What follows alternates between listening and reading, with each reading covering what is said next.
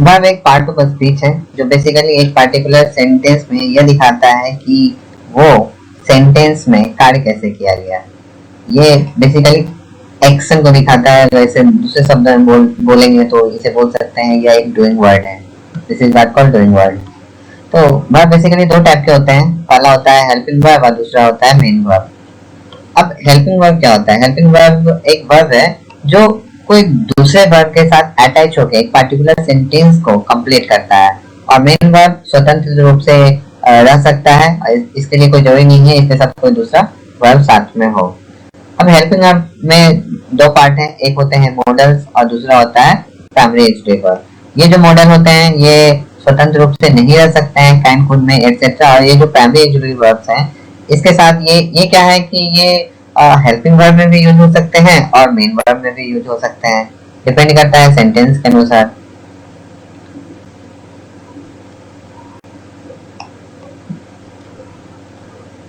अब धीरे धीरे हम आगे बढ़ेंगे। अभी हम जानेंगे एक्सक्लूसिव वर्ब। एक्सक्लूसिव वर्ब को हेल्पिंग वर्ब भी कहते हैं। एक्सक्लूसिव वर्ब को हेल्पिंग वर्ब भी कहते हैं, इसमें कोई डाउट करने वाली बात नहीं है। जैसे this helping verb also called exclusive verb, both are same चीज। सो अभी मॉडल एक्सक्लूसिव वर्ब के बारे में पढ़ेंगे। मॉडल एक्सक्लूसिव वर्ब में कुछ वर्ड आते हैं like can, could, may, might, shall, will, would, should, must, ought to. ये सब जो है ना ये है मॉडल एक्सक्लूसिव वर्ब।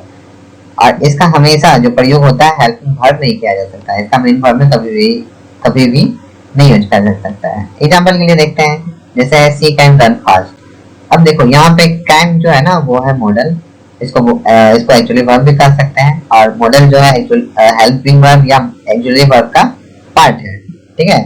और ये जो रन है वो है मेन वर्ब। अब देखो मेन वर्ब आ गया ना यहाँ पे, ये जैसे सी रन फास्ट, ठीक है, तो सी कैन रन फास्ट है, ठीक है। अगर ऐसा लिखें सी रन्स फास्ट, सी रन्स फास्ट। यहाँ क्या है कि रन विथ हेल्पिंग वर्ब जो कैन है उसके साथ भी आ गया और जो रन है, ठीक है, ये अकेले भी आ गया। इसलिए रन को बोला जाता है, ऐसे जितने भी मेन वर्ब हैं इसको बोला जाता है ये स्वतंत्र रूप से रह सकते हैं। अब देखेंगे मार्जिनल एक्सक्लूसिव वर्ब। कुछ वर्ड्स हैं like used to, need, dare, ये मार्जिनल है मार्जिनल एक्सक्लूसिव वर्ब में। यानी कि इनका जो उपयोग है ना वो मेन वर्ब की तरह भी हो सकता है और हेल्पिंग वर्ब की तरह भी हो सकता है। क्लियर है? ओके, तो हम लोग आगे की ओर मूव करते हैं।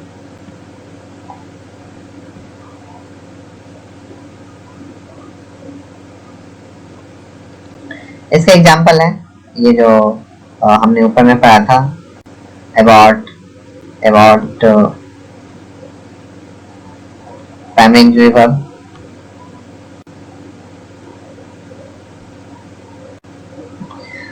एग्जाम्पल है I am used to sleeping late at night. इसमें यूज्ड टू है ना, एक्चुअली ये यूज्ड टू है वो एज ए वर्ब भी यूज होता है और एज ए दूसरे पार्ट्स ऑफ स्पीच पे यूज हो सकते हैं। जैसे देखो आई नीड यू, तो यहाँ जो नीड है ना वो क्या हुआ है, मेन वर्ब की तरह यूज हुआ है। अब एक सेंटेंस में देखेंगे you need not come tomorrow, यहाँ जो नीड यूज हुआ है ना वो यूज हुआ है हेल्पिंग वर्ब में, तो ये ध्यान देने वाली बात है। तो एक एग्जांपल और देखते हैं, she doesn't dare to come home late. यहाँ पे जो डेयर यूज हुआ है ना वो एज ए मेन वर्ब हुआ है। लेकिन अगर अगला सेंटेंस में देखेंगे, अगला सेंटेंस में दिखा रहा है I dare not enter his room without permission. यहाँ जो है डेयर है ना वो हेल्पिंग वर्ब के यूज में हुआ है। तो आई थिंक हेल्पिंग वर्ब और मेन वर्ब में ये क्लियर हो चुका है कि क्या होता है हेल्पिंग वर्ब और मेन वर्ब। एक बार मैं फिर से बता देता हूँ, हेल्पिंग वर्ब जो हो सकता है वो इंडिपेंडेंट नहीं हो सकता है, लेकिन मेन वर्ब जो होगा इंडिपेंडेंट हो सकता है। इंडिपेंडेंट इन द सेंस कि जो मेन वर्ब होगा ना वो अकेले हो सकता है, like go is a main verb. और जो हेल्पिंग वर्ब रहेगा ना वो हमेशा कोई दूसरे वर्ड के साथ रहेगा। एग्जांपल के लिए कैन, और बहुत सारे एग्जांपल हैं, later we will discuss all. अब आगे देखते हैं। अब एक्चुअली वर्ब के कुछ रूल्स होते हैं वो हम वन बाय वन देखते हैं। और ये जो पैरामाउंट के जितने भी रूल्स हैं ना अगर ये रूल को फॉलो कर लिया जाए तो I think it's more than enough for any SSC exams like MTS, LDC and SSC CGL. तो हम धीरे धीरे वन बाय वन देखेंगे। ये जो एक्चुअली वर्ब के कुछ रूल्स हैं वो देखने वाले हैं। जैसे इसका पहला रूल है कि ये जो मॉडल एक्चुअली वर्ब होते हैं उससे कभी भी मेन वर्ब की तरह यूज नहीं किया जा सकता। रूल 1 ये बताता है, जैसे लिखा हुआ है I can lift this box, तो यहाँ पे कैन है ना, ये मैं बताना चाह रहा था, ये जो कैन है ना, हेल्पिंग वर्ब को आप इंडिपेंडेंटली नहीं यूज कर सकते हैं। रूल 1 यही बता रहा है। जैसे अगर हम सिर्फ लिखें आई कैन, तो ये सेंटेंस कंप्लीट ही नहीं करता है। ओके, तो इसे हम कभी भी क्या कर सकते हैं, नहीं। हालांकि कुछ आजकल मॉडर्न स्पोकन इंग्लिश में या फिर बहुत सारे नॉवेल्स में आई कैन यूज होते हैं, लेकिन इसके पीछे अगर कुछ क्वेश्चन होंगे तो ये प्रैक्टिकली पॉसिबल है आई कैन, बट अगर इंडिपेंडेंटली देखा जाए तो this is not possible, this particular sentence is not possible. अब हम देखेंगे रूल नंबर 2 को, जो कि बहुत ज्यादा इंपॉर्टेंट होने वाला है। ठीक है, रूल नंबर 2 क्या बोलता है? रूल नंबर 2 ये बोलता है कि हेल्पिंग वर्ब के साथ you can't use, helping verb के साथ, एक सेकेंड के लिए पॉज करता हूं मैं।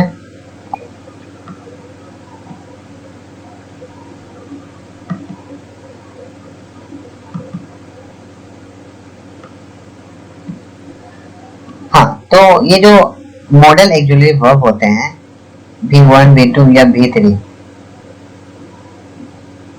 ये जो मॉडल होते हैं इसके साथ कभी भी V1 या V2 या V3 या V के कोई भी फॉर्म हम नहीं लगा सकते हैं। जैसे सी कैन हेल्प यू, तो कैन को हम कैंस या कैनिंग ऐसा नहीं कर सकते। देखो लिखा हुआ क्या है वो समझना है। जैसे यहाँ पे कैन लिखा हुआ है, तो कैन को हम कभी भी ट्रांसफॉर्म नहीं कर सकते हैं किसमें, V2 में, V3 में या V4 में या V5 में। टोटल कितने होते हैं? वर्ब के 5 फॉर्म्स होते हैं ना। जो V5 होते हैं उसमें SES लगता है, जो V फॉर्म में होते हैं उसमें क्या लगता है, ING फॉर्म लगता है। क्लियर है? अब रूल नंबर 3 देखेंगे। रूल नंबर 3 ऑब्लिगेशन से रिलेटेड है। ठीक है, जो रूल नंबर 3 है वो बोलता है अगर आउट या यूज हम कभी भी अगर यूज करते हैं, आउट या यूज हम कभी भी यूज करेंगे तो हम इसके साथ हमेशा इंफिनिटिव लगाएंगे। ठीक है, उसके साथ हम हमेशा क्या लगाएंगे, इंफिनिटिव लगाएंगे। अब ये इंफिनिटिव क्या होता है, ये इंफिनिटिव क्या होता है? इंफिनिटिव को हम बोलते हैं, इंफिनिटिव को हम बोलते हैं 2 + V1। अगर इंफिनिटिव का कहीं भी रोल आए तो हम क्या यूज करेंगे, 2 + V1। ये बहुत ज्यादा इंपॉर्टेंट होने वाला है क्योंकि यहाँ पे एसएससी में डायरेक्ट क्वेश्चन पूछे जाते हैं। तो ये ध्यान देने वाली बात है कि आउट या यूज जब भी हो तो इसके साथ हम क्या लगाएंगे, हमेशा 2 + V1 लगाने वाले हैं। क्लियर है? जैसे है ही यूज्ड टू कम लेट, तो यहाँ यूज आ गया, तो अगर यूज आ गया तो इसके साथ हम इंफिनिटिव लगाएंगे। इंफिनिटिव का मतलब होता है 2 + V1। क्लियर है? 2 + V1। अब हम आगे देखेंगे, आगे जाएंगे। अब हम एक क्या होता है ना कि अब हम कुछ मॉडल्स को हम डिफरेंस करके पढ़ेंगे। जैसे हम लोग पढ़ेंगे अभी कैन और कुड, इसके कुछ डिफरेंसेस हैं और इसके कुछ रूल्स हैं, दोनों को एक साथ पढ़ेंगे। कैन बेसिकली क्या होता है ना, कैन हम कब यूज करते हैं, कैन हम तब यूज करते हैं जब हमें लगता है कि हमें कोई पावर यूज करना है या एबिलिटी यूज करना है या फिर कैपेसिटी यूज करना है या फिर कुछ पार्टिकुलरली हमें वो चीज हम जानते हैं और जिसके होने के चांसेस हैं। बेसिकली यू कैन से कि जो कैन होता है ना वो पॉसिबिलिटी डोनेट करता है, डिनोट करता है। ठीक है, और ये जो कैन होता है ना इसका पार्ट होता है कुड। ठीक है, तो ये जो होता है, ये जो जितना चीजें हैं जो पॉसिबिलिटी हुआ है प्रेजेंट में हो सकते हैं, जो पास्ट में जो पॉसिबिलिटी होंगे ना तो ये कुड उसको डिनोट कर सकता है। ठीक है, या कोई पावर है या फिर एबिलिटी है, कैपेसिटी है, वो क्या है, प्रेजेंट में है। तो उसी चीज को हम पास्ट में अगर हमें लिखना होगा या बोलना होगा तो there we can use what, could. तो कैन का क्या होता है, पास्ट, कुड होता है। ये ध्यान रखने वाली बात है। ठीक है, कैन को परमिशन देने में भी यूज होता है। रूल नंबर 2 ये बोलता है, जैसे आपने बहुत बार आपने सुना होगा यू कैन गो नाउ, मतलब कि अब आप जा सकते हो। तो कैन का हम बेसिकली रूल नंबर 2 के अनुसार हम एज ए परमिशन के तौर पे भी हम यूज कर सकते हैं। अब रूल नंबर 3 में आते हैं। रूल नंबर 3 ये बोलता है कि कैन का हम एज ए थियोरेटिकल पॉसिबिलिटी के रूप में क्या कर सकते हैं, हम यूज कर सकते हैं। ठीक है, इसका एग्जांपल क्या है, इसका एग्जांपल है जैसे everyone can make a mistake. तो ये क्या है, पॉसिबिलिटी है कि ये पॉसिबिलिटी दिखा रहा है कि हाँ बंदा कोई है जो मिस्टेक कर सकता है, हर कोई मिस्टेक कर सकता है, यूनिवर्सल ट्रूथ है। अब कैन का तो थियोरेटिकल पॉसिबिलिटी होता है, अगर हमें कोड को अगर यूज करना हो तो कभी कभी क्या होता है ना, रिमोट पॉसिबिलिटी। ये रिमोट पॉसिबिलिटी क्या होता है? रिमोट पॉसिबिलिटी उसको कहते हैं जिसके चांसेस होने के चांसेस बहुत कम है। That is what called remote possibility. जैसे आपके सीट के अंदर बम हो सकता है, there could be a bomb under your seat. सही है। रूल नंबर 5 अगर हम पढ़ें तो इसमें कैन का यूज बताया है। कैन का use as a friendly request में भी किया जा सकता है। ठीक है। अगर कुड का अगर यूज करना है तो आप उसको ऑफिशियली भी कर सकते हैं, और या फिर नॉर्मल जो रिक्वेस्ट होता है, फॉर्मल रिक्वेस्ट होता है, वो भी कर सकते हैं। जैसे अगर हम, मेरा कोई दोस्त है, ठीक है, तो उसे हम बोल सकते हैं can I take your scooter. But अगर हम फॉर्मल हैं या ऑफिशियली बोल रहे हैं तो वहां पे कैन नहीं बोल के हमें बोलना चाहिए could. Could I talk to Mister Sinha, Mister Shukla, whatever. ठीक है। एक नोट है, ये जो नोट है ना बहुत इंपॉर्टेंट होता है। ठीक है। अगर पायमोन के जितने भी आपको नोट दिखेंगे ना, इस नोट को आप जरूर पढ़िएगा। ठीक है। बहुत ज्यादा इंपॉर्टेंट है। ठीक है। तो अगर कैन या कुड यूज कर रहे हैं ना, तो इसके साथ कभी भी ये एबल का हम यूज नहीं करेंगे। एबल का यूज हम कभी भी नहीं करने वाले हैं। अगर ये दोनों का एक साथ अगर यूज हुआ ना, तो वो क्या हो जाएगा? सुपर प्लस बन जाएगा। ठीक है। सुपर प्लस बन जाएगा, क्या सेंटेंस बन जाएगा। जैसे एग्जाम्पल है, आई कैन नॉट कम टुमारो, मैं कल नहीं आ सकता। ठीक है। तो हम यहाँ पे ये नहीं लिख सकते हैं, जैसे यहाँ आई कैन नॉट के बाद, यहाँ पे आई कैन नॉट के बाद हम एबल अगर लगा देते हैं ना, A B L E, I can not be able अगर लिख देते हैं तो ये सेंटेंस हमारा क्या हो जाता? गलत हो जाता। लेकिन यहाँ पे लिखा नहीं है तो इसलिए सेंटेंस सही है। आपके जितने भी कॉमन एरर है ना, अगर आप इस तरीके से देखोगे ना, तो आपके सारे कॉमन एरर सही होने वाले हैं। देखो, डायमंड का बुक पढ़ने से ये फायदा है कि अगर आप पूरा बुक का रिवीजन कर लेते हो ना 2 से 3 बार, तो आपके कॉमन एरर एसएससी सीजीएल के छूटने वाले एक भी नहीं है। और हमारा काम अभी यही है कि हम पूरे बुक को थ्रो करेंगे, एक एक चीज पढ़ेंगे, एक चीज भी छोड़ने वाले नहीं है, डिटेल में पढ़ेंगे। तो अब आगे बढ़ते हैं, नेक्स्ट रूल में आते हैं। ठीक है। नेक्स्ट रूल कौन सा है? नेक्स्ट रूल अब हम थोड़ा सा डिफरेंस पढ़ेंगे मे, माइट और माइट का, मस्ट का। देखो, अब may, must, may, might and must जो है ना, तीनों का मतलब होता है पॉसिबिलिटी। ठीक है। तीनों का मतलब होता है पॉसिबिलिटी। पॉसिबिलिटी किसी का ज्यादा, किसी का कम, किसी का बहुत ज्यादा। तो मे होता है ना, ये जो मे होता है, इसकी पॉसिबिलिटी थोड़ी बहुत होती है। ऐसा नहीं है पॉसिबिलिटी नहीं है, इसकी थोड़ी बहुत पॉसिबिलिटी होती है। अब माइट होता है ना, माइट की पॉसिबिलिटी होती है बट मे से कम होती है। तो अगर हम पॉसिबिलिटी के नजर में लिखें तो हम मस्ट का सबसे ज्यादा लिखेंगे। मस्ट का तो श्योर है लगभग, मस्ट का हम लिखेंगे। ठीक है। मस्ट के बाद हम किसका लिखेंगे? माइट का लिखेंगे, सॉरी मे का लिखेंगे, और मे के बाद किसका लिखेंगे? माइट का लिखेंगे। ठीक है। ये सिर्फ पॉसिबिलिटी बोल रहा हूँ। ठीक है। पॉसिबिलिटी के सेंस में। हालांकि ये जो माइट है ना, ये है पास्ट किसका? मे का। और मस्ट जो है, इसको आप बोल सकते हो 100% पॉसिबिलिटी। ठीक है। अब रूल नंबर 1 में देखते हैं। रूल नंबर ये बोलता है कि अगर कुछ पॉसिबिलिटी है कि कुछ होने वाला है, जिसका चांसेस है, थोड़ा बहुत चांसेस है, तो वहां पे क्या होगा ना, हम नहीं यूज करेंगे। Like it may rain tonight, भाई आज बारिश हो सकती है, तो हाँ भाई हो सकती है। और रूल नंबर 2 ये बोलता है कि हाँ, कि अगर कोई ऑप्टेटिव सेंटेंस, ये ऑप्टेटिव सेंटेंस क्या होता है? ऑप्टेटिव सेंटेंस एक अलग टाइप का सेंटेंस होता है, जिसके में पार्टिकुलरली क्या होता है ना, कि एक अलग तरीके से भगवान से विनती किया जाता है, या श्राप दिया जाता है, कर्ज दिया जाता है, व्हाटएवर, कुछ भी किया जा सकता है उसमें ऑप्टेटिव सेंटेंस में।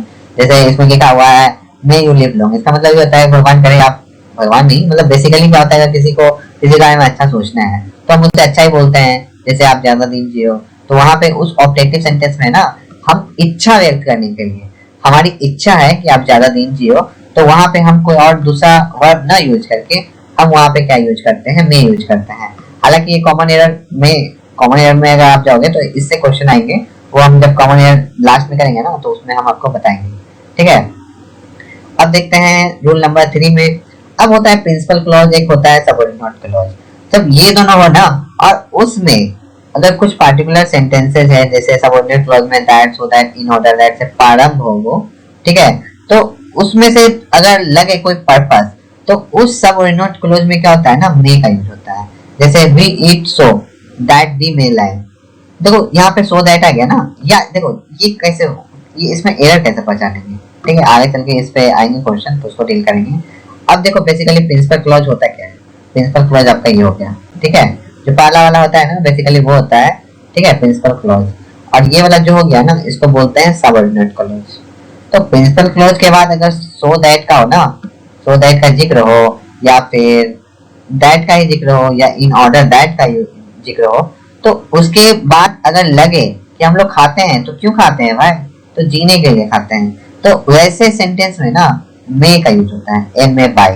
ध्यान देने वाली बात है, क्या होता है, एम ए बाई का यूज होता है। ठीक है, अब देखो रूल नंबर 4 में हमने बता दिया, इससे बहुत लेस पॉसिबिलिटी का व्यक्त होता है, इसको बोलते हैं लेस पॉसिबिलिटी का मतलब कम संभावना। ठीक है, अगर जहाँ पे चांसेस है कि बहुत कम चांसेस है तो वहाँ पे क्या यूज करेंगे, लेस पॉसिबिलिटी। जहाँ पे थोड़ा ज्यादा चांसेस है तो वहाँ पे, जैसे देखो लिखा हुआ है example, he might pass the exam but since is intelligence I don't have much. अब माइट आ गया, तो माइट आ गया मतलब यार वो जो बंदा है पास होने के चांसेस है ही नहीं क्योंकि वो बुर्बक है। ठीक है, तो और हमें इससे ज्यादा उम्मीद नहीं है उस बंदे से जो एग्जाम देने वाला है, तो इससे ये जिक्र होता है कि बंदा बहुत बेवकूफ है और एग्जाम में पास नहीं कर सकता है, तो यहाँ पे माइट लगाया गया, मे नहीं लगाया गया। ठीक है, अब आ जाते हैं रूल नंबर 5 में। अब देखो मैंने पहले ही बता दिया, मस्ट का क्या होता है, जब संभावना बहुत ज्यादा अत्यधिक हो तो हम वहाँ पे क्या यूज करेंगे, मे का यूज करेंगे। ठीक है, और मे का जब यूज करेंगे तो कोई पार्टिकुलरली चीज हम जानते हैं, जैसे कि सोल्जर जो होते हैं हमारे जो फाइट करने जाते हैं, तो soldier fight for their country, तो वहाँ पे होना चाहिए ही must, soldier must fight for our country. जैसे एक एग्जांपल और देते हैं आपको, जैसे लिखा हुआ है he stays in 5 star hotels and travel by flight. अब देखो कोई बंदा है जो 5 स्टार होटल में रह रहा है और फ्लाइट से ट्रेवल कर रहा है, तो स्वाभाविक सी बात है कि वो बंदा क्या होगा, बहुत ही ज्यादा अमीर होगा, तो इसलिए यहाँ पे मस्ट का यूज किया गया। ठीक है, इसलिए क्या किया गया, यहाँ पे मस्ट का यूज किया गया। ठीक है, अब 6 नंबर में आ जाते हैं रूल नंबर 6 में। मे का यूज बेसिकली हम निवेदन करने में भी कर सकते हैं। निवेदन का मतलब होता है रिक्वेस्ट किया जा सकता है मे में। ठीक है, तो like may I come in sir, तो ये तो बहुत इजी है क्योंकि ये अपने may I come in sir I think class 1 class 2 से पढ़ रखे होंगे आप लोग। अब ये नोट है, ये भी बहुत ज्यादा इंपॉर्टेंट नोट है। ठीक है, ये नोट भी बहुत ज्यादा इंपॉर्टेंट है। मे के साथ ना, मे का मतलब क्या होता है, पॉसिबिलिटी मैंने बता दिया, तो इसके साथ कभी भी एट एनी कॉस्ट हम पॉसिबली एंड लाइकली का यूज नहीं करेंगे, क्योंकि पॉसिबली एंड लाइकली है ना, ऑलरेडी ये बताता है क्या, संभावना, और मे क्या बता रहा है, ऑलरेडी संभावना बता रहा है, तो दोनों को एक साथ अगर यूज करेंगे ना तो वो क्या हो जाएगा, सुपर प्लस हो जाएगा सेंटेंस। जब सुपर प्लस हो जाएगा तो आपका सेंटेंस क्या होगा, गलत हो जाएगा। ठीक है, तो उसमें वो हम यूज नहीं करेंगे, सुपर प्लस का यूज नहीं करेंगे। अब हम आगे सेल एंड विल के बारे में पढ़ते हैं। सेल विल ज्यादा हार्ड नहीं है, बहुत इजी है। अब जो सेल और विल, विल का हम प्रयोग बेसिकली अगर अगर अगर अगर देखा जाए मॉडर्न इंग्लिश में, तो विल का प्रयोग हम सभी के साथ कर सकते हैं। ठीक है, और जो सेल होता है, अगर सेल का अगर आपको यूज करना है तो बेसिकली हम फर्स्ट पर्सन के साथ सेल का यूज करते हैं। रूल नंबर 1 ये बोलता है कि अगर आपको सेल का यूज करना है तो आप फर्स्ट पर्सन के साथ कर सकते हो, लेकिन मॉडर्न इंग्लिश में विल का भी आप प्रयोग कर सकते हो। लेकिन यही मॉडर्न इंग्लिश में अगर सेल का प्रयोग आपको इंट्रोगेटिव में करना है, आगे चल के लिखा होगा, ये लिखा हुआ है, इंट्रोगेटिव में करना है तो आई एन वी के साथ हमेशा क्या लगाएंगे, सेल लगाएंगे। इस बात का थोड़ा ध्यान देना है, हमेशा इंट्रोगेटिव में सेल यूज होगा फर्स्ट पर्सन के साथ, अदरवाइज जितने भी सेंटेंसेस है आप विल का यूज करो, कोई दिक्कत नहीं है। नोट दिया हुआ है, बहुत अच्छा नोट दिया हुआ है। सेल का हम कभी कभी यूज करते हैं, जैसे हर जगह विल नहीं यूज हो सकता है, तो कुछ चीजें हैं जैसे जहाँ पे हम सेल का यूज करते हैं, जैसे जैसे कमांड में हो गया, प्रॉमिस में हो गया, थ्रेट में हो गया, डिटर्मिनेशन में हो गया, कंपल्सन में हो गया, एडवाइस में हो गया, तो ये सब केसेस में विल का प्रयोग नहीं होगा। ठीक है, यहाँ पे क्या होगा, विल का प्रयोग नहीं होगा। नॉर्मल कब कब नहीं होगा, जब ये हो, थर्ड पर्सन हो, ही सी इट, यहाँ क्या होगा ना, कुछ ऐसे, ये जो आपका लिखा हुआ है command, promise, threat, determination, compulsion, advice, basically basically क्या होता है, बेसिकली ये होता है कि फर्स्ट पर्सन के साथ हम लोग क्या लगाते हैं, फर्स्ट पर्सन के साथ हम लोग सेल लगाते हैं, एंड सेकेंड एंड थर्ड के साथ हम लोग क्या लगाते हैं, विल लगाते हैं, लेकिन ये उल्टा होगा। ठीक है, हम यहाँ क्या करेंगे, सेकेंड एंड थर्ड के साथ सेल लगाएंगे। ठीक है, और हम फर्स्ट के साथ क्या लगाएंगे, विल लगाएंगे। कब लगाएंगे, जब कमांड हम देने वाले हो, प्रॉमिस जैसे कमांड दे रहे हैं, you shall leave the room at once, तुम अभी के अभी दफा हो जाओ रूम से। ठीक है, प्रॉमिस कर रहे हैं, या यू शैल बी अवॉर्डेड, आपने बहुत सा कम किया है, you shall be awarded, I will help you I I will help you come what में, ठीक है। अब कोई धमकी दे रहा है कि यार जो उल्लंघन करता है उनको बहुत भारी सजा मिलने वाली है, ठीक है, अगर वो कोई अपराध करते हैं तो। फिर एक है आई विल पनिश यू, क्योंकि आई शैल पनिश यू होना चाहिए था, लेकिन आई विल पनिश यू। तो ये क्या होता है ना, ये जो पांच है ना, command, promise, threat, determination, compulsion, advice, तो ये सब चीजों में क्या होता है ना कि आप उल्टा उल्टा यूज करें, ठीक है। उल्टा यहाँ से लगा था। तो आगे देखते हैं। ये बहुत इंपॉर्टेंट है। अगर लेट हो, अगर लेट से स्टार्ट हो, अगर लेट से स्टार्ट हो और इसके बाद अगर लेट से स्टार्ट हो, अगर इसके बाद हमें इंट्रो, उसके बाद अगर हमें क्या बनाना है, क्वेश्चन टैग बनाना है, ठीक है। तो क्वेश्चन टैग जब भी बनाना है और लेट से स्टार्ट हो तो वहां पे सेल यूज करता है। क्या यूज करते हैं? सेल भी यूज करते हैं। जब इंट्रोडक्शन पढ़ाऊंगा ना तो वहां पे ये क्लियर करूंगा कि सेल भी क्यों यूज करता है, ठीक है। रूल नंबर 3 बोलता है, रूल नंबर 3 ये बोलता है कि अगर आप कोई पार्टिकुलर सजेशन मांग रहे हो किसी से और इंट्रोगेटिव सेंटेंस में यूज कर रहे हो तो फर्स्ट पर्सन के साथ बेसिकली क्या होता है, सेल का यूज करते हैं। तो सेल तो नॉर्मली हम इसके साथ यूज करते हैं, तो अगर ये रूल नहीं भी होता तो चलता, कोई बताने वाली बात नहीं है। रूल नंबर 3, ठीक है। एक चीज ध्यान देने वाली है, इसका नोट हम फिर से देखते हैं। सेल एवं विल का प्रयोग निम्नलिखित प्रकार के वाक्यों में नहीं होता है। देखिए, अगर कोई पार्टिकुलर सेंटेंस है, पहले एरर हमें कैसे पहचानना है। अगर कोई पार्टिकुलर सेंटेंस है, he hope that he will pass the test, अगर यहाँ पे वुड नहीं होता, मान के चलते हैं यहाँ पे नहीं होता, ठीक है, सिंपल होता है he hope that he will pass the test। अगर एरर पहचानना है ना तो हमें पहले देखना पड़ेगा सेंटेंस कौन से टेंस में है।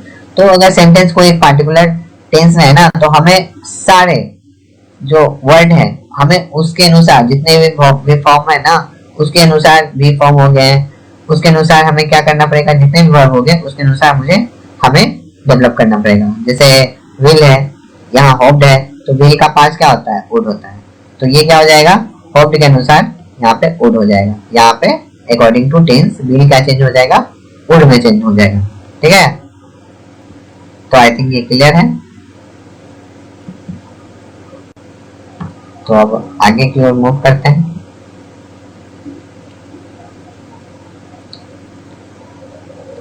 एग्जाम्पल है, जैसे कि एग्जाम्पल और देख लें, जैसे लिखा हुआ है he said that, he eat नहीं हुआ, क्योंकि देखो यहाँ सैड है, ये क्या है, पास्ट टेंस में है।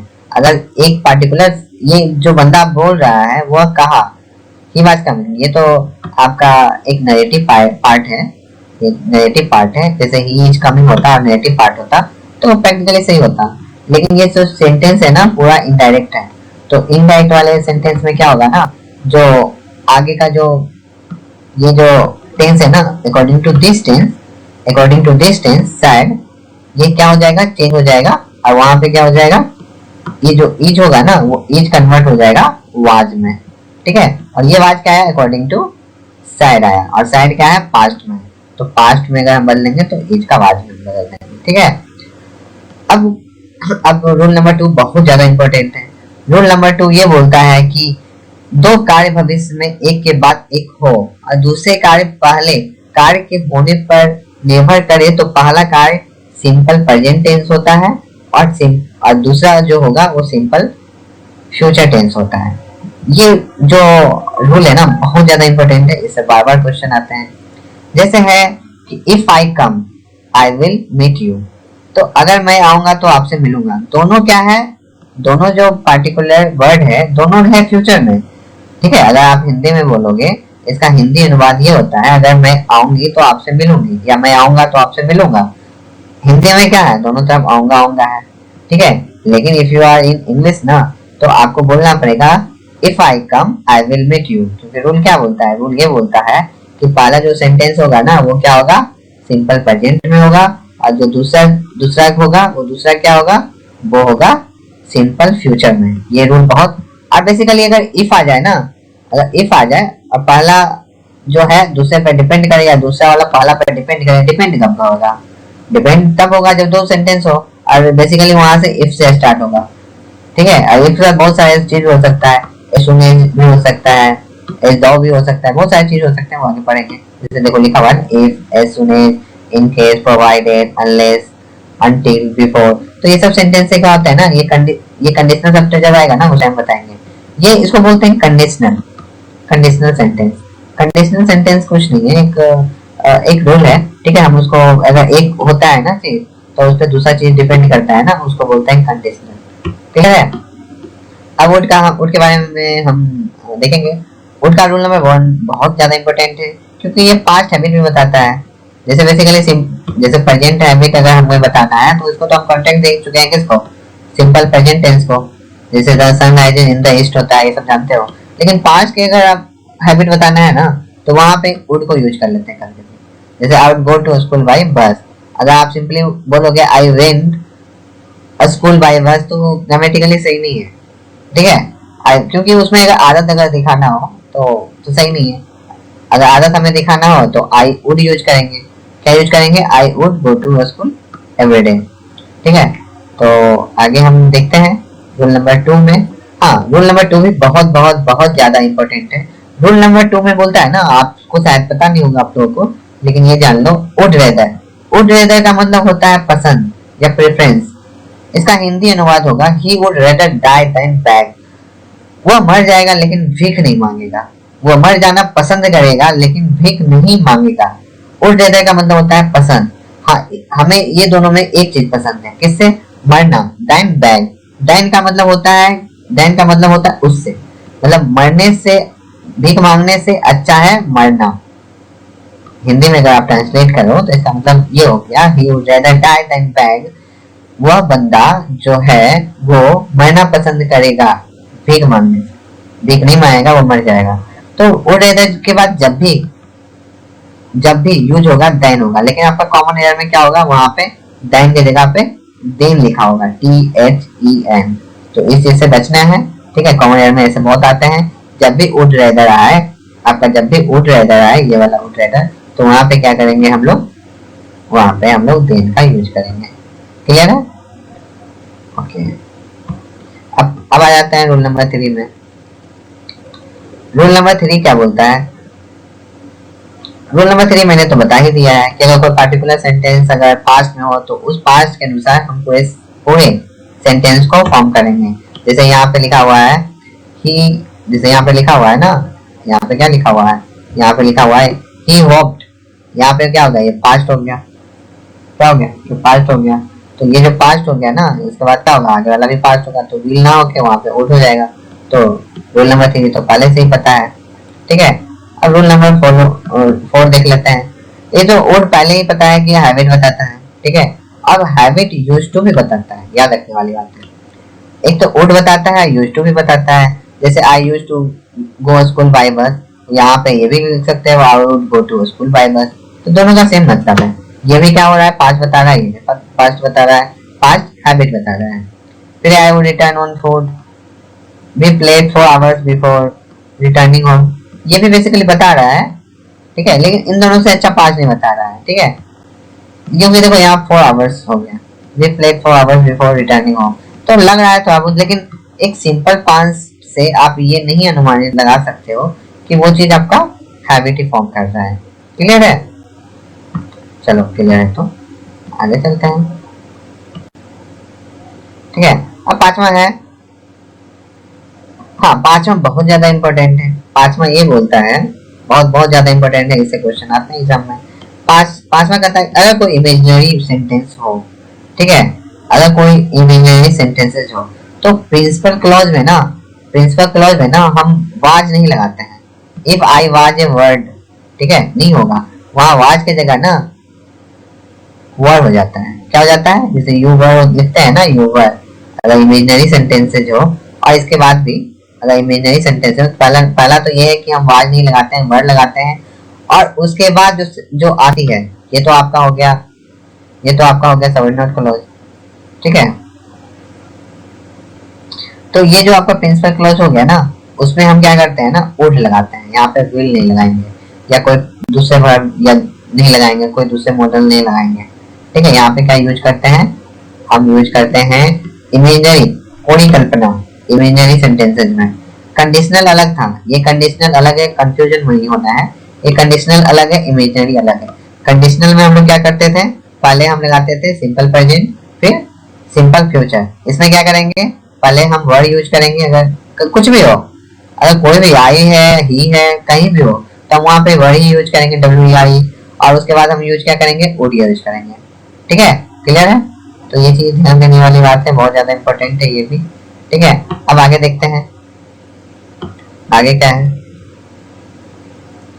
आगे वही है। अब ऐसे कैसे कैसे कौन से सेंटेंसेस हो सकता है, आई विश, ये भी आई विश जो है, इससे भी नई सेंटेंसेस बन सकती है। I wish I were A prime minister, ये भी तो हो सकता है ना, तो वर्ड यूज किया है ना हमने, कुछ भी हो सकता है। एज दो, ये भी जैसे इमेजिनरी सेंटेंस यूज हो सकते हैं। ठीक है, अब रूल नंबर 6 मैंने बता दिया, अगर विल है तो इसका इनडायरेक्ट, अगर पास्ट में क्या होगा, he said that he would go there. तो बेसिकली विल क्या होता है, पास्ट में वुड हो जाता है, ये हमने बता ही चुका है, कोई बड़ी चीज है नहीं इसमें। ठीक है, आगे देखते हैं। रूल नंबर 7 को होता है कि आप पोलाइट रिक्वेस्ट करना, हाँ would you like to sit with me, तो उनका हम पोलाइट रिक्वेस्ट कर सकते हैं कि भाई आओ मेरे साथ बैठ सकते हो। उनका हम, हालांकि इससे क्या है ना कि कॉमन एयर के क्वेश्चन नहीं आएंगे, ये आपके ग्रामर के लिए, स्पोकन इंग्लिश के लिए अच्छा है, थोड़ा बहुत ग्रामर नॉलेज हो जाएगा। 9 नंबर में ये बोला है वुड का यूज विश की तरह भी यूज कर सकते हैं, I wish India would become a developed country. Would like, ये तो बहुत यूज होता है, वुड लाइक तो स्पोकन इंग्लिश में बहुत यूज होता है, हालांकि ग्रामेटिकली आपको एरर इसमें बहुत कम ही मिलेगा। ठीक है, तो आगे चलते हैं।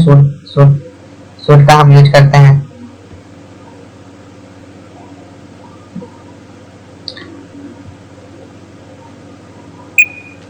अब थोड़ा ब्रेक लेता हूँ यार, 35 मिनट पढ़ा दिया।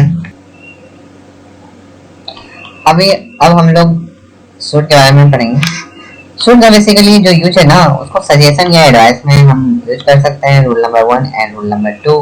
जैसे हम किसी को बोल सकते हैं यार तुम्हें ये करना चाहिए, वो करना चाहिए, तो सजेशन दो या एडवाइस दो, सूट का यही यूज है, इससे ज्यादा एरर नहीं आने वाला है। ठीक है, अब जो रूल नंबर 3 है बहुत ज्यादा इंपॉर्टेंट है। अगर लिस्ट का यूज होगा ना, मान के चलते हैं कहीं पे लिस्ट का यूज हुआ और इससे एक निगेटिव पर्पस का उद्देश्य लगे कि हाँ उसमें निगेटिव यूज हो रहा है, तो वहां पे हम ना शुड यूज करेंगे। जैसे he ran fast lest he should miss the train. इसमें एक चीज और ध्यान देने वाली बात है कि एयर आपका कैसे आएगा, यहाँ पे सैड नहीं लिख के कुछ और रहेगा। ठीक है, यहाँ पे आपका विल हो सकता है, यहाँ पे सेल हो सकता है, वुड हो सकता है, तो हमेशा ध्यान रखना है लिस्ट के पास क्या होगा, हमेशा शुड यूज होगा। और एक चीज और ध्यान देने वाली बात है, ये सेंटेंस जो है ना ऑलरेडी निगेटिव सेंटेंस है, तो यहाँ पे क्या है ना, नोट का हम लोग यूज नहीं करेंगे, ए नोट। ठीक है, नोट हम इस सेंटेंस में नहीं यूज करेंगे क्योंकि ऑलरेडी ये निगेटिव सेंटेंस है। अगर नोट यूज कर लेंगे तो वो क्या हो जाएगा, सेंटेंस 2 नोट निकल जाएगा तो सुपरफ्लस बन जाएगा, और सुपरफ्लस सेंटेंस ग्रामेटिकली एरर है। ठीक है, तो लेस के बाद कभी भी हम नोट नहीं यूज करेंगे और हमेशा यूज शुड का करेंगे। ठीक है, कभी कभी ये भी होता है जैसे सिंपल प्रेजेंट टेंस भी यूज हो सकता है, अगर वहां पे कोई आपका यहाँ पे कुछ भी नहीं दिया हुआ है, तो बेसिकली अगर आप सिंपल प्रेजेंट टेंस यूज कर लेते हो ना, सिंपल इंडेफिनिट तो चलेगा, इंडेफिनिट टेंस यूज करोगे ना तो ग्रामेटिकली एरर है वो। अब आउट टू का यूज करते हैं, यूज देखते हैं कहाँ पे। आउट टू का मतलब होता है मोरल एब्लिगेशन, मतलब ये चीज करना चाहिए। ऑब्लिगेशन मतलब इस काइंड ऑफ ड्यूटी, ठीक है, जो कि मोरल है, जो कि होना चाहिए। एक नॉर्मल बंदा अगर सोसाइटी में है, उस सोसाइटी के अनुसार ये हमारा नैतिक कर्तव्य है। ठीक है, आउट टू, जैसे हमें लिखा हुआ है we ought to love our country, सही भाई, मोरल है, हमें तो अपने देश को प्यार करना चाहिए। यहाँ पे हो सकता है we ought to love our parents, we ought to love our brothers and sister, ये भी हो सकता है we ought to love our wifes, कुछ भी हो सकता है। ठीक है, तो according to the sentence we use what, we use ought to. Must थोड़ा सा इम्पोर्टेंट है according to the exam perspective, तो मस्ट का कैसे कैसे यूज करते हैं वो देखते हैं हम। ठीक है, बेसिकली क्या होता है, हम आपको एक चीज बताना चाहेंगे इसमें, मस्ट में ये बेसिकली कंपल्सन बताता है कि आपको करना ही चाहिए भाई, मस्ट यूज कर रहे हो तो मस्ट का एक यूज ये भी है कि कंपल्सन है।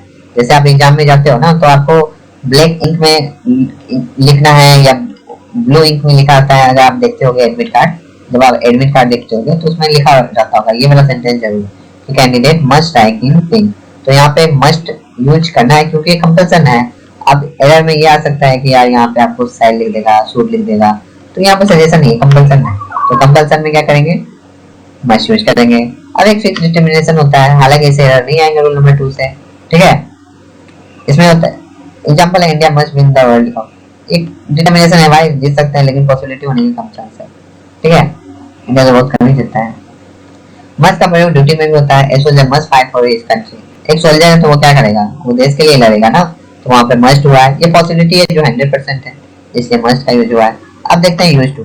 यूज टू हमने पहले ही बता दिया, ये क्या है, पास्ट हैबिट बताता है। तो यहाँ पे हम लिख सकते हैं use to study till 10 PM। ये क्या है, वो रात को 10 बजे तक पढ़ता रहता था। अब यहाँ पे यूज टू है, अब ये जो सेकेंड अगर आप देखोगे ना, ये तो पहला वाला फर्स्ट था, ठीक है, ये वाला पहला वाला फर्स्ट था। अब यूज टू को लिखा हुआ है तो क्या हम प्रेजेंट में यूज टू लिख सकते हैं, नहीं। यूज टू अगर लिखेंगे, अगर मान लेते हैं कि होता, तो ये क्या होता है, सिंपल प्रेजेंट टेंस का होता था, और ये हैबिचुअल भी होता है क्योंकि पास्ट हैबिचुअल है। यूज टू क्या है, पास्ट हैबिचुअल है।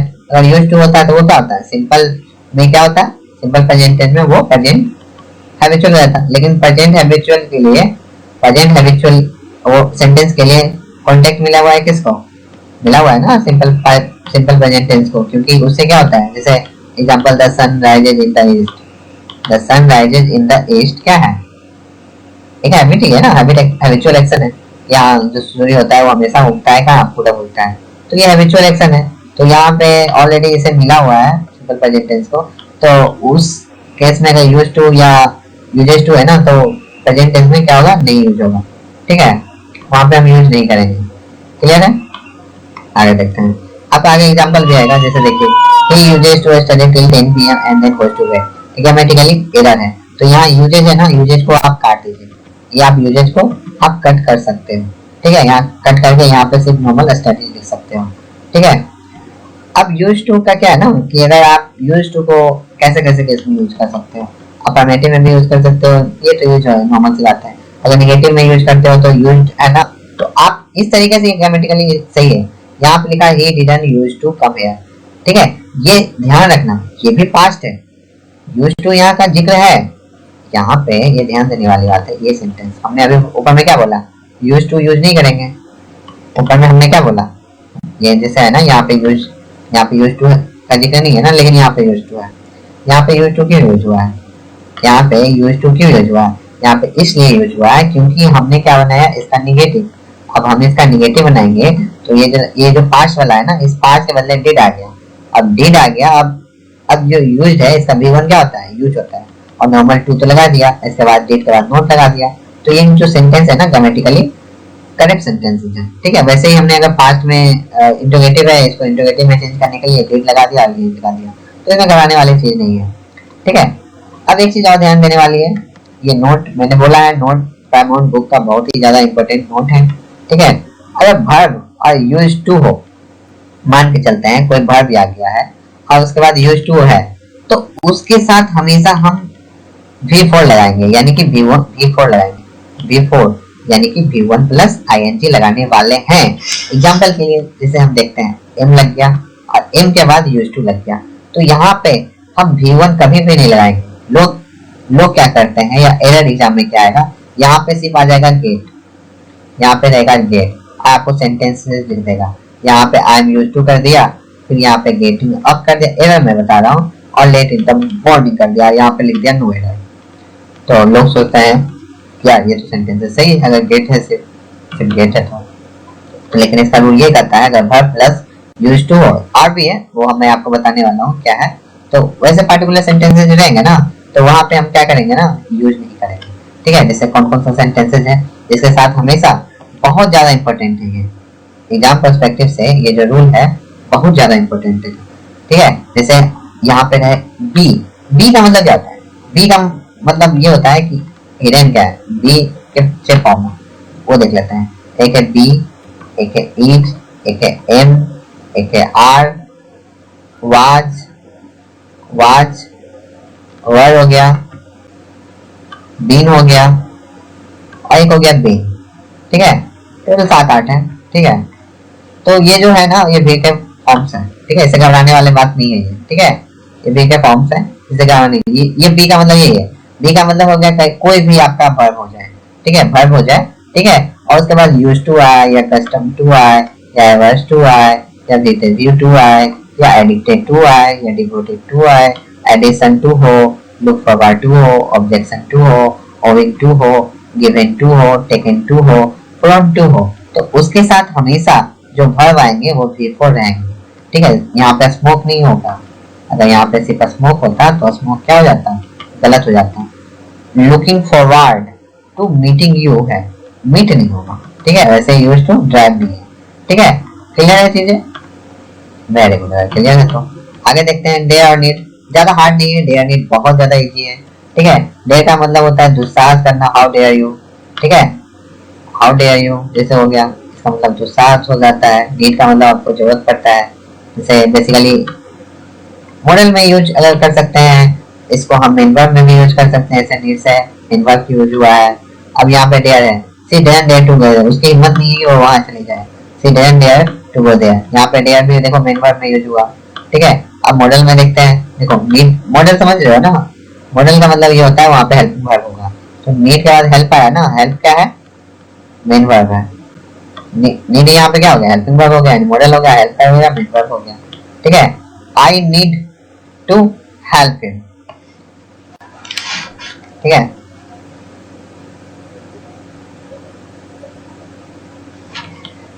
अभी देखो इसमें क्या है ना, ये जो सेंटेंसेस है ना, नीड एवं डेयर का प्रयोग मॉडल के रूप में पॉजिटिव वाक्यों में नहीं होता है, इस बात का ध्यान देना है।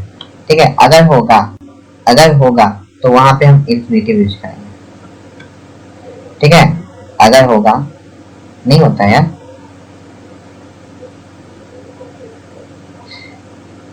ध्यान देने वाली बात है। चलो अब देखते हैं नीड एवं डेयर। नीड एंड डेयर का प्रयोग देखते हैं।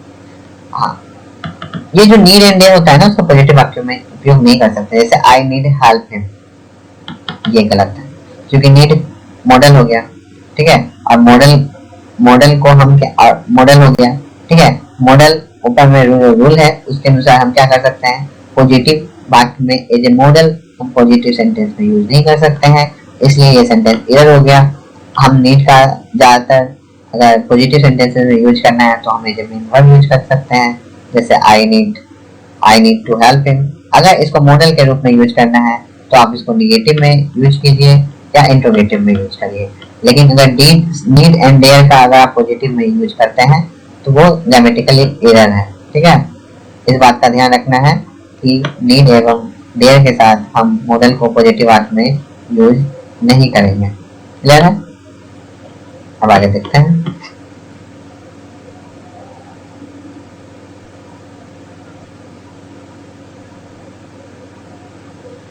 अब एक चीज और ध्यान देने वाली बात है। ठीक है, ध्यान देने वाली बात यह है कि अगर नीड डेयर एंड नीड का अगर यूज हो तो उसके साथ हमेशा 2 + V1 लगाएंगे, यानी इंफिनिटिव लगाएंगे। जैसे he needs to work hard है ना इंफिनिटिव, तो इसके साथ हमेशा इंफिनिटिव लगाएंगे। He will not dare to come here. ठीक है, तो इसके साथ हम क्या लगाएंगे, इसके साथ भी हम लगाएंगे इंफिनिटिव।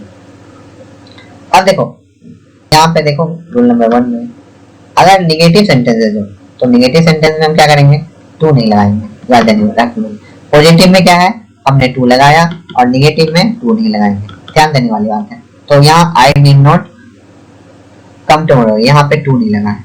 ठीक है, ये ध्यान देने वाली बात है, यहाँ पे 2 नहीं लगा। ये है फिर कि dare not cheat anyone again, तो हियर डेयर नॉट टू नहीं लगा। ठीक है, तो ये 2 लगता तो ग्रामेटिकली हो जाता। तो ये छोटी छोटी चीजें हैं जो बहुत आगे चल के फायदा देने वाली है। ठीक है, अब जानेंगे मॉडल का कुछ यूज। ये जो 4 है मॉडल, उसको कैसे कैसे यूज किया जा सकता है। ये बस स्पोकन इंग्लिश के लिए, आपके ग्रामर में ज्यादा यूज नहीं आने वाला है। कैन को आप फ्रेंडली रिक्वेस्ट के रूप में यूज करो, खुद को फॉर्मल रिक्वेस्ट में नहीं अगर यूज करते हो तो रिक्वेस्ट विद रिस्पेक्ट, और क्या होता है हम पोलाइट रिक्वेस्ट में यूज करते हैं।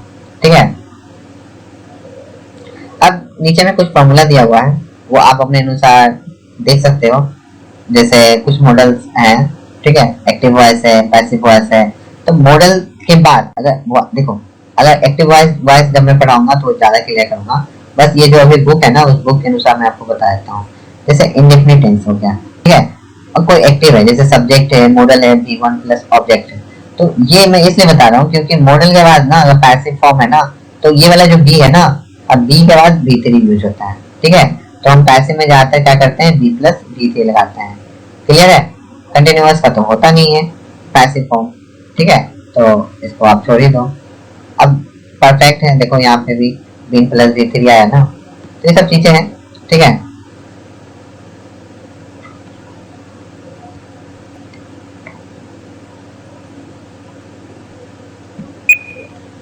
अब आगे देखेंगे, थोड़ा इंपॉर्टेंट है ये जो परफेक्ट वाला है ना, देखो subject plus model plus have plus we three, ये यहाँ पे लिखा हुआ है।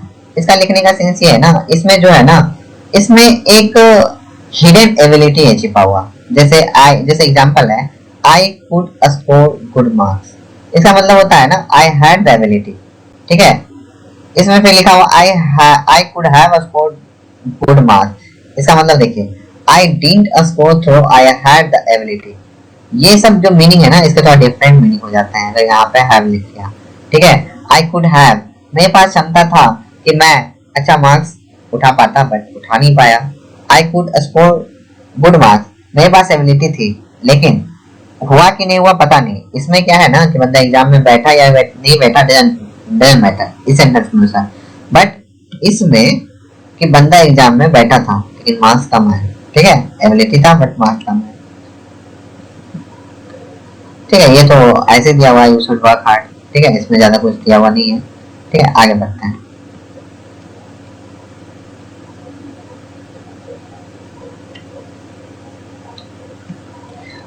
अब देखते हैं आगे, आगे दिया हुआ है primary auxiliary verbs, do have be primary auxiliary verbs है। इन वर्ब्स का प्रयोग मेन वर्ब एवं हेल्पिंग वर्ब दोनों के रूप में किया जाता है। ठीक है, मैंने बता चुका हूँ डू का कुछ फॉर्म्स है, do does did done done. ठीक है, V1 V2 V3, तो as a main verb use हो सकते हैं इसके, और एज ए एक्चुअली वर्ब भी यूज हो सकते हैं, यानी कि हेल्पिंग वर्ब। ठीक है, हैव के फॉर्म देखिए, हैज हैव हैड, इसके भी कुछ has have had had. Have का प्रयोग पोसेशन में होता है। ठीक है, अब देखो यहाँ पे लिखा है हैव का, अगर इसका निगेटिव बनाएंगे तो यहाँ हैव क्या मेन वर्ब है। ठीक है, तो ये अगर आप इसका अगर निगेटिव बनाएंगे ना तो यहाँ पे होगा आई डोंट, डोंट के बाद होगा हैव। ठीक है, क्योंकि मेन वर्ब में हैव यूज हुआ है, तो यहाँ पे अगर मेन वर्ब में यूज हुआ है तो इसके अनुसार जाएंगे ना, तो हम क्या करेंगे निगेटिव बनाएंगे ना। यहाँ पे ये कहना गलत है, अगर आप लिखते हो I haven't A car negative इसका, तो ये क्या हो गया, ये गलत हो गया। ठीक है, हालांकि प्रैक्टिकली स्पोकन इंग्लिश में सही है, लेकिन ग्रामेटिकली आप सही नहीं हो। आई हैवंट ए कार गलत है, क्योंकि हैव क्या है यहाँ पे मेन वर्ब, और मेन वर्ब को अगर आप निगेटिव बदलोगे तो निगेटिव बदलने के बाद आपको क्या लाना पड़ेगा, हेल्पिंग वर्ब लाना पड़ेगा। और जब हेल्पिंग वर्ब लाओगे तो वहां पे डू लाओ, अगर आई है तो डू, इसी इटरा था तो डे जा सकता था। ठीक है, देखो यहाँ पे लिखा हुआ I haven't seen him, have लगा हुआ है तो नोट आया चलेगा, कोई दिक्कत नहीं है। यहाँ पे डू नोट क्यों नहीं हुआ, क्योंकि हैव के साथ देखो मेन वर्ब है ना, हैव क्या है हेल्पिंग वर्ब यूज हो रहा है, तो हेल्पिंग वर्ब के बाद यहाँ पे नोट ला सकते हैं, भाई मैंने उसे नहीं देखा है। I had been waiting for him for a long time, सही है ये भी। रूल नंबर थर्ड क्या बोल रहा है, रूल नंबर थर्ड बोल रहा है हैव प्लस इंफिनिटिव का प्रयोग फोर्स एक्शन दर्शाने के लिए किया जाता है। जैसे I have to work hard, या मुझे मेरे पास क्या है ना कि बहुत ज्यादा टेंशन है और उस टेंशन को निकलने के लिए मुझे बहुत ज्यादा काम करना पड़ेगा, और काम कैसे करना पड़ेगा, हार्ड करना पड़ेगा। तो हार्ड करना पड़ेगा तो you have to work hard, तो आप हार्ड कीजिएगा। तो ये क्या दिखा रहा है कि आप फोर्स्ड हो कुछ चीज करने के लिए, तो फोर्स्ड रहोगे ना तो वहां पे हैव के साथ क्या होता है ना इंफिनिटिव यूज होता है। ठीक है, अगर कोई चीज के लिए अगर आप फोर्स्ड हो तो हैव उसके साथ क्या यूज करोगे, इंफिनिटिव यूज करोगे। क्लियर है, जब इंफिनिटिव यूज करोगे तो टू प्लस वी1 आएगा। अब मैंने रूल नंबर तीसरा फिर से देखिए, रूल नंबर हालांकि मैंने बता ही चुका हूँ इसको। रूल नंबर अगर आप 3 देखोगे, रूल नंबर आप 3 देखोगे तो बेसिकली इसके क्या है ना कि ये मैंने बता दिया ना, be is am are was were been होता है। ठीक है, इसके फॉर्म्स हैं, घबराने वाली बात नहीं है। ठीक है, अब ये क्या है ना, ये helping verb and main verb का इसका उपयोग देखो कैसे यूज होता है। अब देखो आई एम ए डॉक्टर, यहाँ पे क्या है am as a main verb use हो रहा है। ठीक है, अब वाज देखो, वाज क्या हुआ हेल्पिंग वर्ब यूज हुआ, बिन देखो यहाँ पे मेन वर्ब। तो ये जो सेंटेंस है, ये जो वर्ड्स है ना, इसको आप हेल्पिंग वर्ब भी यूज कर सकते हो, मेन वर्ब भी यूज कर सकते हो। कोई बताएगा इज को आप मेन वर्ब कैसे यूज करोगे, होगा यूज, इज को एज ए मेन वर्ब, या आवाज को ही बता दो ना, आवाज को मेन वर्ब, कोई बताओ होगा भी कि नहीं। ठीक है, अब मेन वर्ब में आते हैं। ठीक है, अब मेन वर्ब देखो थोड़ा बहुत इंपॉर्टेंट हो जाता है मेन वर्ब, थोड़ा क्या बहुत ज्यादा, पूरा वर्ब जो टिका है ना मेन वर्ब पे ही टिका, और ज्यादा एरर इसी से आएंगे आपके, कॉमन एरर। तो वर्ब जो बेसिकली है ना, अगर मेन वर्ब जा रहे हो ना तो वहाँ पे भी 5 फॉर्म्स है ना, 5 वर्ब फॉर्म्स है ना, उसके बारे में जानेंगे। मान लेते हैं कोई नो है, व्यू वर्ब है, तो इसका नो, न्यू, नोन होता है। ठीक है, अगर गो है, मान चलते हैं गो है, तो गो का क्या होगा, गो, गोन, वेंट। ठीक है, क्लियर है। आगे चलते हैं, आगे रूल देखेंगे मेन वर्ब के, तो आपको ठीक है रूल देखने के बाद एरर भी देखेंगे इसका, और कुछ खास रूल है इसका, वो सब भी पढ़ेंगे। देखो अब वन बाय वन हम क्या करेंगे ना, कुछ वर्ड्स हैं जो ज्यादा कंफ्यूजिंग है ना, जो ज्यादा कंफ्यूजिंग है ना, उसको हम देखेंगे अच्छे तरीके से। ठीक है, जैसे 3 फॉर्म्स हैं, पहला फॉर्म V1 होता है, दूसरा होता है V5 होता है, V3 है, V4 है, एक V5 है, V5 SES, याद आया, SES। ठीक है, अब देखो एराइज आपका, ठीक है एराइज है, अब एराइज है क्या V1 में है, तो इसका V2 क्या होगा, एरोज होगा, एराइजन होगा। ये कैसे याद होगा भाई, इसे याद होगा आपको पार्टिकुलरली देखना है, और प्राइमरी में जितने भी आपके वर्ड दिए हैं वो आपको 100% याद होना चाहिए। ठीक है, कुछ इंपॉर्टेंट है मैं बताते जाऊंगा, क्योंकि मैं तो सारा नहीं बता पाऊंगा। ठीक है, आप 1 बाय 1 देखोगे, जहां जहां आएगा मैं वो चीजें बताते जाऊंगा। ठीक है, अभी मैं नीचे जा रहा हूँ। ठीक है, उसके बाद हम बताते जाएंगे जो इम्पोर्टेंट रहेगा वो। हाँ, एक इम्पोर्टेंट है जिससे बहुत ज्यादा क्वेश्चन आते हैं, ये हैंग, ये वाला जो हैंग है ना, हैंग मतलब होता है लटकाना। ठीक है, और एक हैंग होता है फांसी देना, एक हैंग क्या होता है, फांसी देना। इसमें कॉमन एरर आते हैं, और जब फांसी देने वाला होता है ना बंदे का, तो क्या किया जाता है ना कॉमन एरर में, ये वाला हैंग चिपका दिया जाता है, ये वाला हैंग HUNG। और जबकि इसका जो V2 या V3 फॉर्म होता है ना, वो हैंग होता है HANGED। क्या होता है, HANGED, वो हम आगे चल के पढ़ेंगे नीचे। ठीक है, ये सब कुछ आएगा, डोंट वरी। ठीक है, तो ये सब चीजें जो जितने भी वर्ड है आपको देखने हैं। ठीक है, अब ग्रुप 2 में देखो, ग्रुप 2 में क्या है ना कि जो V2 और V3 है ना, दोनों सेम है। जैसे अब्यूज हो गया, अब्यूज, अब्यूजिंग, अब्यूजेड। ठीक है, तो ये सब चीजें तो आपको खुद देखनी पड़ेगी, मैं आपको आगे चल के जो कॉमन है ना उसमें तो आपको हेल्प कर दूंगा। ठीक है, ये सब चीजें आपको खुद देखनी पड़ेगी, एक एक चीज याद होना चाहिए, एक एक वर्ड आपको याद होना चाहिए, V1, V2, V3, V4, इसमें नो डाउट आपको पूरा याद होना ही होना है। ठीक है, आपको पूरा याद होना ही होना है, जब तक याद नहीं होगा आप कुछ नहीं कर पाओगे। तो बहुत ज्यादा आपके वेव फॉर्म्स हैं, वो सारा का सारा रट लेना है, इसको कोई आपको रटा नहीं सकता, you will have to work hard for yourself. अब कुछ वेव फॉर्म है जो एक जैसा ही होते हैं, जैसे बीट हो गया आपका, बेट हो गया, बस्ट हो गया, कास्ट हो गया, कोस्ट हो गया। हार्ट से तो आप बताते हैं क्वेश्चन, हार्ट की जगह कहीं पे है ना, B3 में हार्ट की जगह ED लगा देगा आपका। ठीक है, और जब ED लगा देगा तो वहीं पे आ जाता है आपका, यहाँ पे हार्ट है ना, यहाँ पे ED लगा देगा आपका। जब ED आ गया तो ये क्या हो, ग्रामेटिकल एरर हो गया, ये हार्ट होता है, कभी भी हार्ट नहीं होता है। ठीक है, हम नीचे जाते हैं। अब कंफ्यूजिंग पेयर मैं थोड़ा बहुत पढ़ा देता हूँ, क्योंकि कंफ्यूजिंग पेयर से ना बहुत ज्यादा क्वेश्चन आते हैं कंफ्यूजिंग पेयर से, तो मैं आपको कंफ्यूजिंग पेयर थोड़ा पढ़ाने वाला हूँ। ठीक है, तो मैं आपको अब कंफ्यूजिंग पेयर पढ़ाने वाला हूँ। पॉजिटिव वाक्यों में उपयोग नहीं कर सकते, जैसे आई नीड हेल्प हिम, ये गलत है, क्योंकि नीड मॉडल हो गया। ठीक है, और मॉडल को हम क्या, मॉडल हो गया। ठीक है, मॉडल ऊपर में रूल है, उसके अनुसार हम क्या कर सकते हैं, पॉजिटिव वाक्य में एज ए मॉडल हम पॉजिटिव सेंटेंस में यूज नहीं कर सकते हैं, इसलिए ये सेंटेंस एरर हो गया। हम नीड का ज्यादातर अगर पॉजिटिव सेंटेंसेस में यूज करना है तो हम as a main verb use कर सकते हैं, जैसे I need to help him. अगर इसको मॉडल के रूप में यूज करना है तो आप इसको निगेटिव में यूज कीजिए या इंट्रोगेटिव में यूज करिए। लेकिन अगर नीड एंड डेयर का अगर आप पॉजिटिव में यूज करते हैं तो वो ग्रामेटिकली एरर है। ठीक है, इस बात का ध्यान रखना है कि नीड एवं डेयर के साथ हम मॉडल को पॉजिटिव अर्थ में यूज नहीं करेंगे। क्लियर है, अब आगे देखते हैं।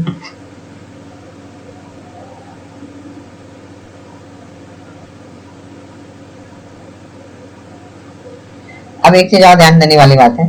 ठीक है, ध्यान देने वाली बात यह है कि अगर ध्यान देने वाली बात ये है कि अगर नीड डेयर एंड नीड का अगर यूज हो तो उसके साथ हमेशा टू प्लस बी वन लगाएंगे, यानी इंफिनिटिव लगाएंगे। जैसे he needs to work hard है ना इंफिनिटिव, तो इसके साथ हमेशा इंफिनिटिव लगाएंगे। He will not dare to come here, ठीक है, तो इसके साथ हम क्या लगाएंगे, इसके साथ भी हम लगाएंगे इंफिनिटिव। अब देखो यहाँ पे देखो रूल नंबर 1 में अगर निगेटिव सेंटेंस है जो, तो निगेटिव सेंटेंस में हम क्या करेंगे, टू नहीं लगाएंगे। याद रखना। पॉजिटिव में क्या है, हमने टू लगाया, और निगेटिव में टू नहीं लगाएंगे। ध्यान देने वाली बात है। तो यहाँ I did not come tomorrow, यहाँ पे टू नहीं लगा है, ठीक है, ये ध्यान देने वाली बात है, यहाँ पे टू नहीं लगा। ये है फिर he dare not cheat anyone again, तो here dare not टू नहीं लगा, ठीक है, ये टू लगता तो ग्रामेटिकली हो जाता। तो ये छोटी छोटी चीजें हैं जो बहुत आगे चल के फायदे देने वाली है, ठीक है। अब जानेंगे मॉडल का कुछ यूज, ये जो चार है मॉडल, उसको कैसे कैसे यूज किया जा सकता है। ये बस स्पोकन इंग्लिश के लिए, आपके ग्रामर में ज्यादा यूज नहीं आने वाला है। कैन को आप फ्रेंडली रिक्वेस्ट के रूप में यूज करो, खुद को फॉर्मल रिक्वेस्ट में नहीं अगर यूज करते हो तो रिक्वेस्ट विद रिस्पेक्ट, और क्या होता है हम पोलाइट रिक्वेस्ट में यूज करते हैं, ठीक है। अब नीचे में कुछ फॉर्मूला दिया हुआ है, वो आप अपने अनुसार देख सकते हो। जैसे कुछ मॉडल्स हैं, ठीक है, एक्टिव वॉइस है, पैसिव वॉइस है। तो मॉडल के बाद अगर देखो, अगर एक्टिव वॉइस जब मैं पढ़ाऊंगा तो ज्यादा क्लियर करूंगा। बस ये जो अभी बुक है ना, उस बुक के अनुसार मैं आपको बता देता हूँ। जैसे इंडेफिनिट टेंस हो गया, ठीक है, और कोई एक्टिव है, जैसे सब्जेक्ट है, मॉडल है, V1 प्लस ऑब्जेक्ट है। तो ये मैं इसलिए बता रहा हूँ क्योंकि मॉडल के बाद ना अगर पैसिव फॉर्म है ना, तो ये वाला जो बी है ना, अब बी के बाद B3 यूज होता है, ठीक है। तो हम पैसिव में जाते हैं क्या करते हैं, B प्लस B3 लगाते हैं। क्लियर है। कंटिन्यूअस का तो होता नहीं है पैसिव फॉर्म, ठीक है, तो इसको आप छोड़ ही दो। अब परफेक्ट है, देखो यहाँ पे भी B प्लस B3 आया ना, तो ये सब चीजें हैं, ठीक है।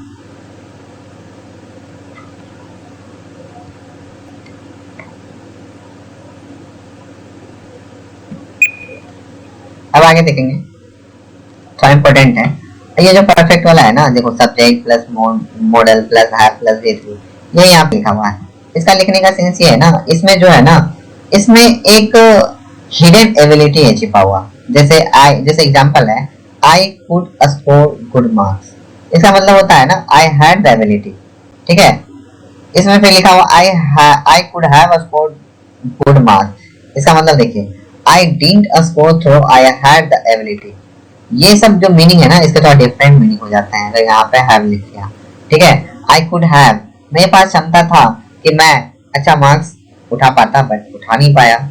I could score good marks, मेरे पास एबिलिटी थी, लेकिन हुआ कि नहीं हुआ पता नहीं। इसमें क्या है ना कि बंदा एग्जाम में बैठा या नहीं बैठा डजंट मैटर इस सेंटेंस के अनुसार, बट इसमें कि बंदा एग्जाम में बैठा था लेकिन मार्क्स कम है, ठीक है, एबिलिटी था बट मार्क्स कम है, ठीक है। ये तो ऐसे दिया हुआ है, यू शुड वर्क हार्ड, ठीक है, इसमें ज्यादा कुछ दिया हुआ नहीं है, ठीक है। आगे बढ़ते हैं।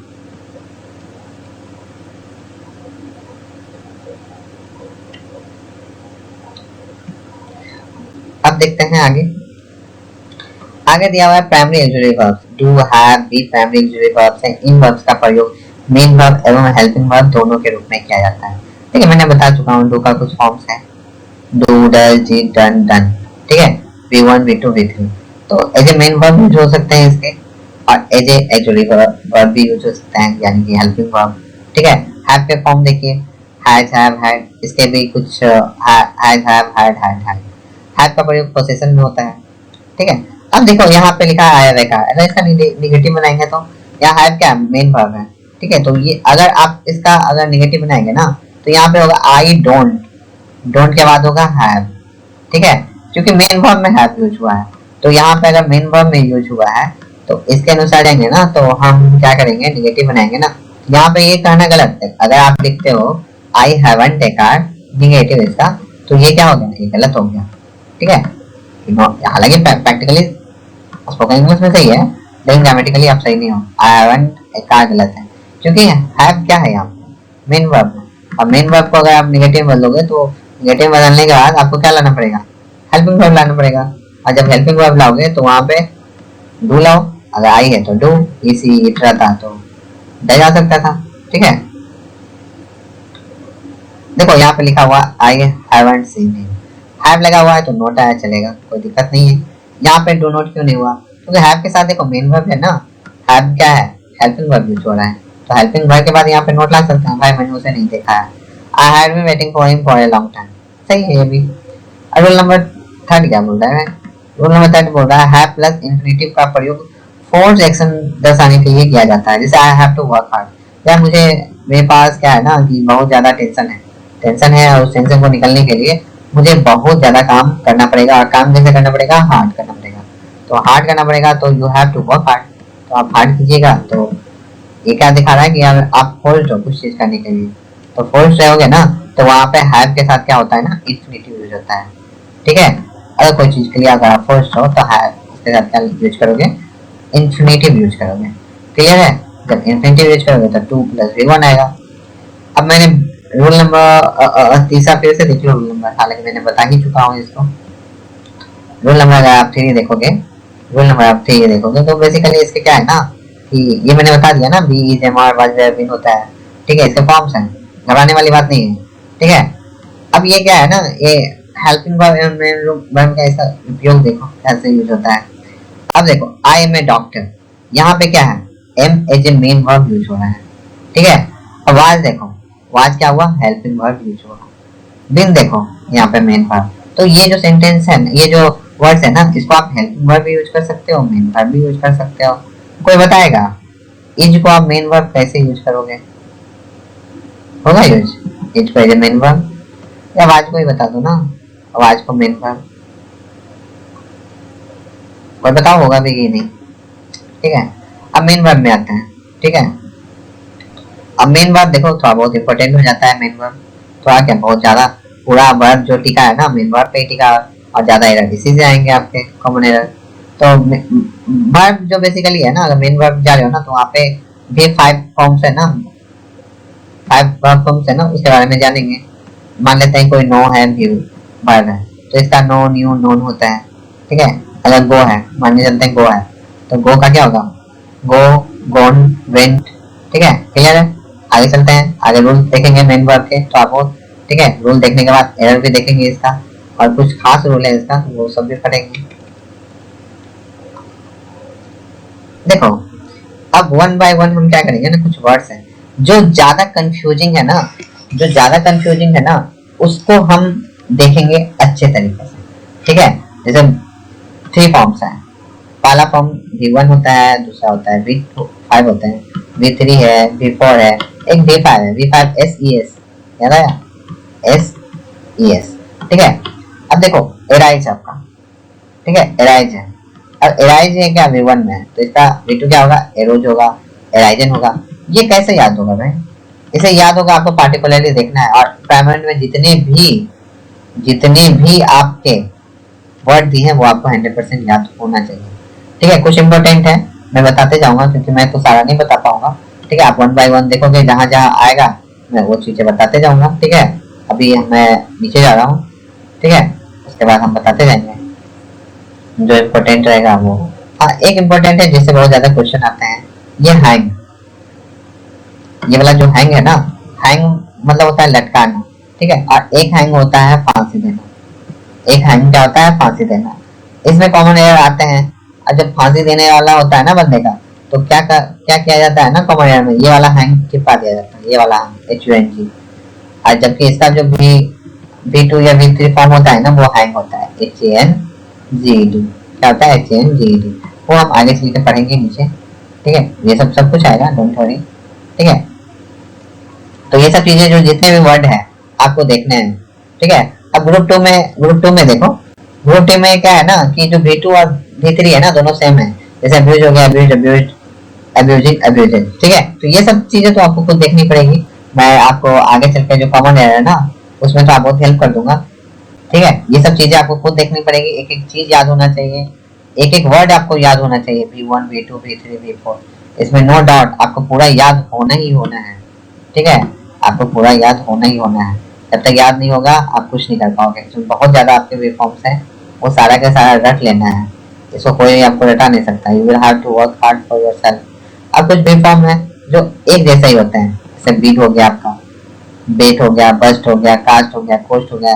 हार्ट से तो आप बताते हैं क्वेश्चन, हार्ट की जगह कहीं पे है ना B3 में हार्ट की जगह ईडी लगा देगा आपका, ठीक है।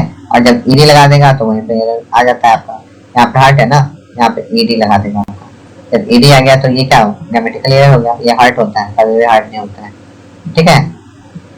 हम नीचे जाते हैं। अब कंफ्यूजिंग पेयर मैं थोड़ा बहुत पढ़ा देता हूँ, क्योंकि कंफ्यूजिंग पेयर से ना बहुत ज्यादा क्वेश्चन आते हैं कंफ्यूजिंग पेयर से। तो मैं आपको कंफ्यूजिंग पेयर थोड़ा पढ़ाने वाला हूँ, ठीक है। तो मैं आपको अब कंफ्यूजिंग पेयर पढ़ाने वाला हूँ।